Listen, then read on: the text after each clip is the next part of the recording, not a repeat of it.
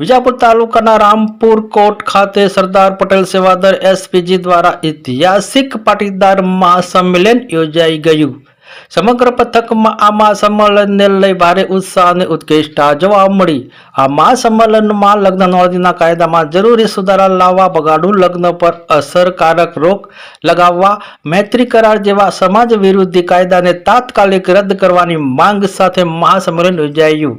SPG group દ્વારા સમાજના હિત અને ભવિષ્યમાં મહત્વપૂર્ણ મુદ્દાઓને લઈ પાટીદાર સમાજ એક મંચ પર એકત્રિત થાય પોતાની એકતા શક્તિનું પ્રદર્શન। પૂર્વ ધારાસભ્ય, વિવિધ રાજકીય પક્ષોના આગેવાનો, દાતાશ્રીઓ, આગેવાનો, સમાજસેવકો મોટી સંખ્યામાં ઉપસ્થિત રહ્યા।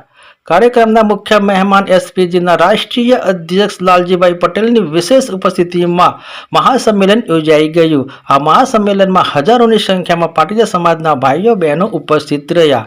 વિશેષ રિપોર્ટ મુકેશસિંહ ચૌહાણ, વિજાપુરથી।